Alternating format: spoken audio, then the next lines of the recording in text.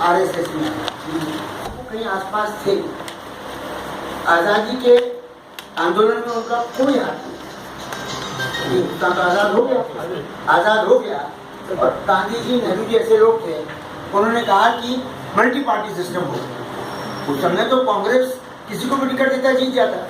उन्होंने कहा नहीं, देश को आगे चलाना है तो बहुत पार्टियां होनी चाहिए। 1952 में जाकर श्यामा प्रसाद मुखर्जी ने भारतीय जनसंघ नाम की पार्टी बनाई। पहले 3 लोकसभा में आप देखेंगे कांग्रेस का बहुमत था, छोटी छोटी पार्टियां थी, जनसंघ हो, सोशलिस्ट पार्टी हो, कम्युनिस्ट पार्टी हो, उनके मेंबर थे और डेमोक्रेसी चलती थी। पहले बार 2014 में कोई भी कारण से, कांग्रेस के फेलियर से, नेहरू के फेलियर से अचानक ये लोग पावर में बीजेपी में। मुझे लोग पूछते हैं कि सरकार कैसी चल रही है बम्बई में, मैं कहता हूँ ठीक चल रही है। अरे आप बोल रहे ठीक चल रही है? उनका ऐसा है, जो संकेत दिया था हमारे एक सदस्य ने, गलत उनको लग रहा है जो नरेंद्र मोदी में विश्वास करके कुछ उम्मीद कर रहे तो कुछ होने वाला है। हम तो भाषण दे रहे तभी हमको मालूम है कुछ होने वाला नहीं है। सरकार तो सरकार के ढंग से चलेगी, ओवरनाइट 2 करोड़ जॉब क्रिएट कर देंगे, फॉरेन से रुपया लाके सबको रिच कर, ये सब बात जुमले हैं जो अमित शाह ने अग्री भी कर लिया कि सब इलेक्शन का जुमला था। तो जो जुमले से प्रभावित है वो निराश है ना। मैं तो प्रभावित था ही नहीं, मैं निराश हुई नहीं, बल्कि अब विरोध हो रहा है आरएसएस और सरकार में। आरएसएस चाह रही है मंदिर बने, गौ मांस बंद हो, उनका एजेंडा है। सरकार उसको नहीं कर सकती क्योंकि संविधान बना हुआ है, सिस्टम है, ब्यूरोक्रेसी है। तो ये बात कर रहा है विकास की। पॉलिटिकल जो बात है, कश्मीर को लीजिए, कश्मीर में आज का प्रॉब्लम नहीं है, इंडिपेंडेंस के टाइम से प्रॉब्लम है। महाराजा कश्मीर हिंदुस्तान से उन्होंने एक्सीड किया। ये मैं इसलिए क्लियर करना चाहता हूँ कि लोग भ्रांति फैलाते रहेंगे भी कि कश्मीर अभिन्न अंग है हिंदुस्तान का। अभिन्न अंग नहीं है। जैसे महाराष्ट्र या गुजरात है अभिन्न अंग, वैसा कश्मीर नहीं है। कश्मीर को महाराजा ने एक्सीड किया था कुछ शर्तों पर। वो शर्त हमने आर्टिकल 370 में कॉन्स्टिट्यूशन में लगा दिया। वो उसको अपन उसको नजरअंदाज नहीं कर सकते। That is part of the constitution. ये जिंदगी भर बोलते आए हम पावर में आएंगे तो 370 हटा देंगे। ये समझ के रहे 370 हटा दिया तो कश्मीर पे आपका क्लेम ही हट जाएगा। समझ में आया मैं क्या बोल रहा हूँ? Your claim depends on that agreement. आप अग्रीमेंट को खारिज करेंगे तो पाकिस्तान बोल गया देखो कश्मीर खुला है। पाकिस्तान अभी भी बोल रहा है, बट अभी पाकिस्तान की विश्वसनीयता नहीं है क्योंकि इंस्ट्रूमेंट ऑफ एक्सेशन है। पाकिस्तान पे कोई कागज नहीं है कश्मीर का, खाली कब्जा कर रखा है उन्होंने। हमारे पास कागज है। पाकिस्तान की कश्मीर की जनता निराश है, वो हमारा फेलियर है। और इन्होंने सरकार बना ली बीजेपी और पीडीपी ने। इनको कुछ पूछे भाई, पीडीपी तो हमेशा कहता था हिंदुस्तान से बाहर जाने की बात, और ये कहते हैं 370। और आप दोनों का क्या मेल है भाई? राम और रावण की सरकार कैसे बन गई? इनको पूछता भी नहीं है। सरकार चलानी है, 4 मंत्री उनके जो आजकल का रवैया है, जितने दिन दुकान चले अपना पैसा कलेक्ट करो, दुकान चलाओ अपनी। देश से इसका कोई वास्ता नहीं। लेकिन अपने क्लियर रहिए, अपने माइंड में अपने क्लियर है क्या होगा होगा।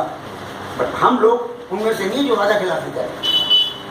हम लोग एज हिंदुस्तान वो हर शर्त हम मंजूर करेंगे जो हमने दस्तखत किया है। पाकिस्तान करे ना करे हम क्या कर सकते हैं, पर हम कोई बात का उल्लंघन नहीं करेंगे। एक दूसरी बात इकोनॉमिक है। ये कह रहे हैं मोदी साहब 6 साल में हम किसानों की आमदनी दुगनी कर देंगे। बहुत अच्छा ख्याल है, बट जो भी आप ज़्यादा लोग कृषि से जुड़े हुए होंगे, हम तो बम्बई में रहते हैं, वहाँ कृषि नहीं होती है, लेकिन ये पॉसिबल ही नहीं है।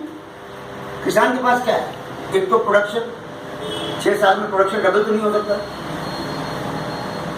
इसकी बात जितनी जमीन है, बहुत आप मेहनत करेंगे 10% 20% इजाफा हो जाएगा, डबल तो नहीं होगा। दूसरा है मिनिमम प्रोक्योरमेंट प्राइस, वो सरकार बढ़ाए मिनिमम सपोर्ट प्राइस, वो डबल तो नहीं कर सकते। तो डबल कैसे होगा? आप किसानों को बिना कर रहे हैं। आप बोलिए किसानों के लिए काम करेंगे 20-30%, डबल बोलना 6 साल में धोखा है। ये किसानों को निराश करने की बात है। और असली ग्राउंड पर बात यह है कि किसानों के पास न टाइम पे पैसा मिलता है, न लोन मिलता है, न भंडारण की जगह है, न ट्रांसपोर्ट की जगह है। कोशिश कर रही है सरकार, मैं नहीं बोल रहा हूँ, लेकिन कहना कि 6 साल में हम ये कर देंगे कि बहुत टॉल हो रहा है कि शायद है कि अगले इलेक्शन में भी वोट मिल जाए, उसके लिए बोल रहे होंगे, क्योंकि 6 साल में 2 साल तो खत्म हो गए, कैसे हो सकता है। लेकिन अपनी समझ क्लियर होनी चाहिए। इस देश का भविष्य किसान है, रीढ़ की हड्डी कृषि है, उद्योग नहीं है। ये मेक इन इंडिया बोलते रहे, आज तो ऑटोमेशन की तरफ जा रहे हैं, जिनकी नौकरी लगी हुई है वो छूटने की तैयारी है। इसलिए ये कहना कि हम औद्योगिकीकरण करके अनएम्प्लॉयमेंट खत्म कर देंगे, बेरोजगारी खत्म हुई, तो छलावा है, ये तो बात चलेगी नहीं। आपको करना पड़ेगा कृषि को मजबूत, कृषि पे आधारित उद्योग, लघु उद्योग, कुटीर उद्योग गांव में करें, उससे नौकरी बढ़ सकती है।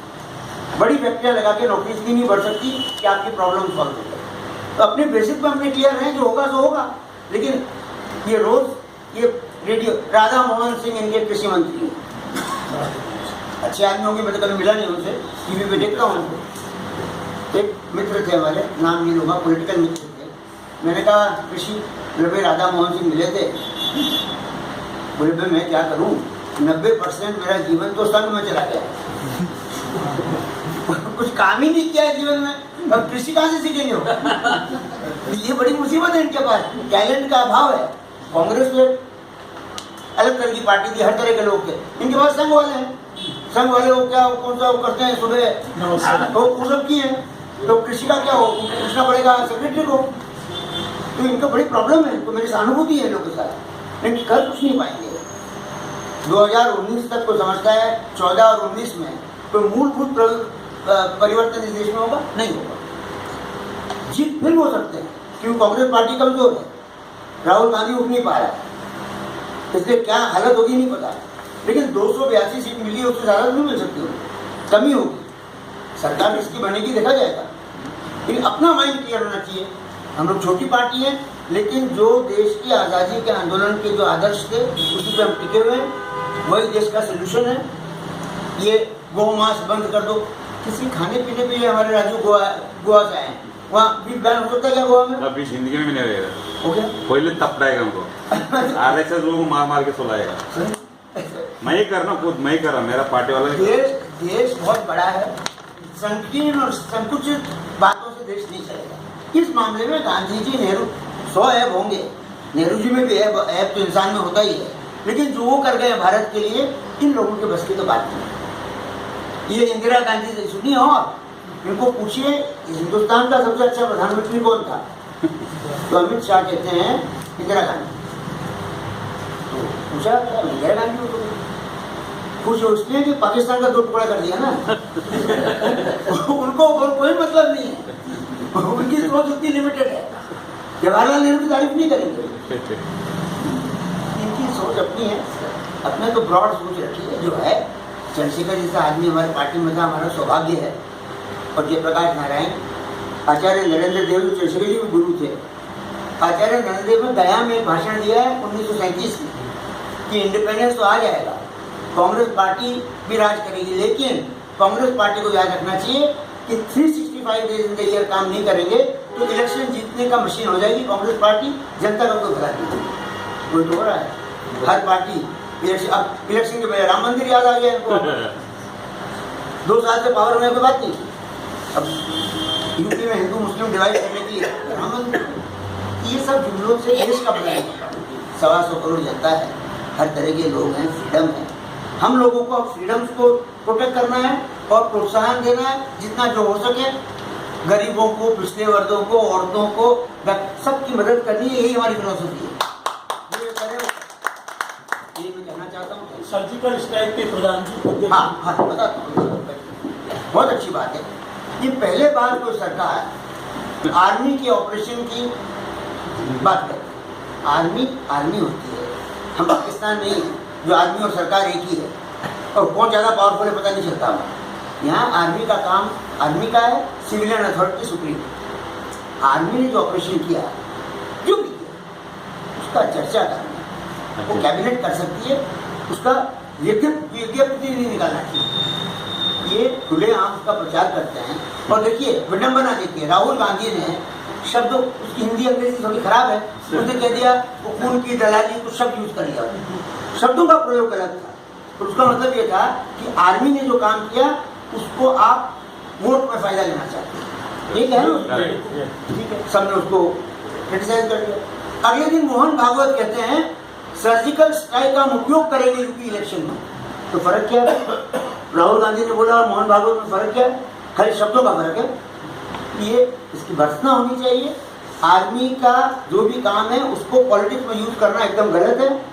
बल्कि मैं तो कहता हूँ किसी को सुप्रीम कोर्ट में जाना चाहिए याचिका मूव करने, सुप्रीम कोर्ट प्रतिबंध लगा दे। इलेक्शन में सर्जिकल स्ट्राइक की बात नहीं कर सकते। इलेक्शन लड़िए आप अपने मुद्दों पर, अपने इस पर, और आप 2 साल के आपके कार्यक्रम पे आप आर्मी ने मार दिया उसका आप क्रेडिट लेंगे? हाँ, क्रेडिट तो मिलेगी।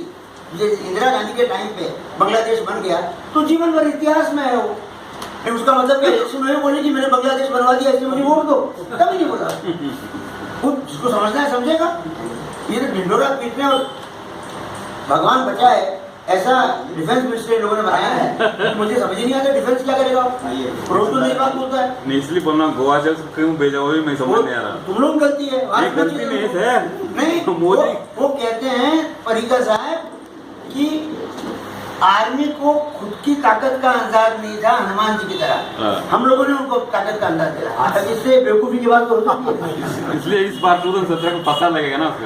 इन लोगों की बुद्धि इनकी विकसित नहीं हुई, लिमिटेड है। इनसे बहस करके तो फायदा ही नहीं है, क्योंकि तो ऊपर से हुक्म आ गया तो वही बोलेंगे।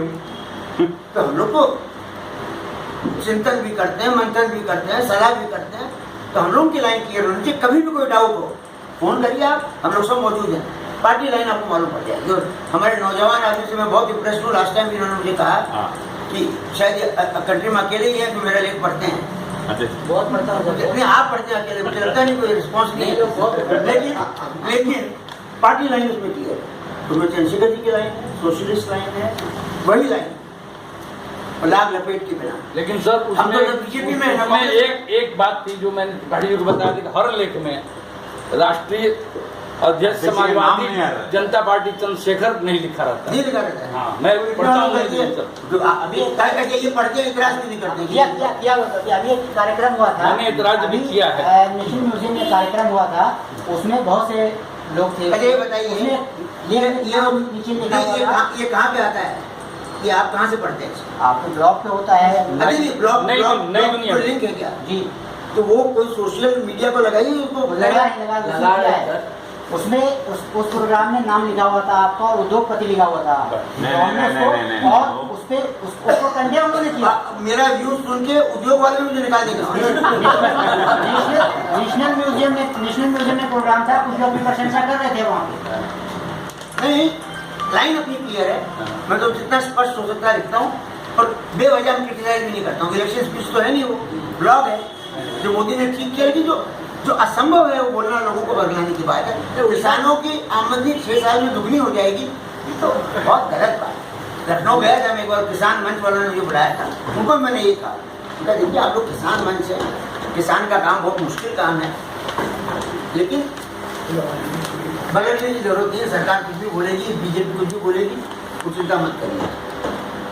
बजट एक निवेदन हमारा है जी कि जो चौथी दुनिया हमारी काफी किया है, उसमें आपका नाम राष्ट्रीय अध्यक्ष के नाम पर लाना चाहिए। समाजवादी जनता बोलते हैं, उद्योगपति बोल देता हूँ।